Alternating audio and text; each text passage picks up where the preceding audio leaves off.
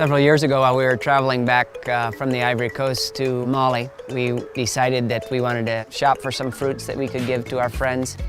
My parents wanted to stop for some fruit on a market that we just had come up to. My mom hopped out of the car and was buying fruit on the side of the road.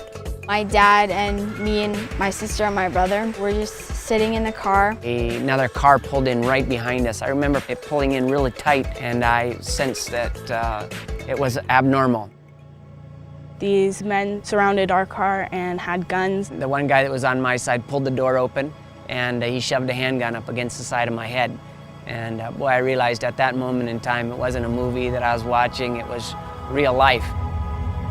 Between the two front seats of the vehicle, our second child, Emily, was standing there. My dad grabbed me and threw me out of the door. And then I heard Todd yell, "Mes enfants, my children, my children."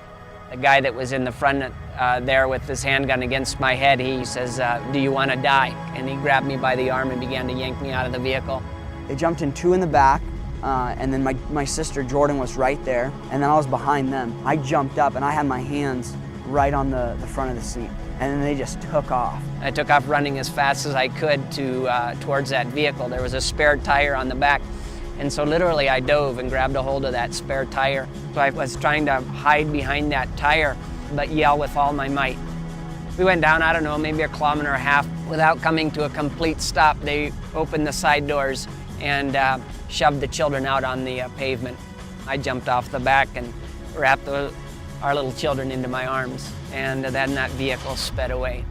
While our family was being torn apart for a moment, our God was holding it all together. I think sometimes we think that if we were to stay in America that we would be safe. We are more in control of our kids and their health and their protection. But we've come to learn that, God is the one in control of our lives. He is our protector. When we step out in faith, when we take risks, and we say, we can't do this on our own, God, do this for your name and not for me, we get to praise God and be a part of His good work. Yeah, we went through a really hard time, but still God protected us. God doesn't forget about us. He's always there through everything. We can trust that God will protect and never leave us. We never go through anything without Him being right beside us. Jesus said that if you love me, you will obey me. And sometimes that means taking faith-filled risks for Him. Obeying Him is what He desires. That's how we show Jesus we love Him the most. And you know what? He's going to help us walk through that.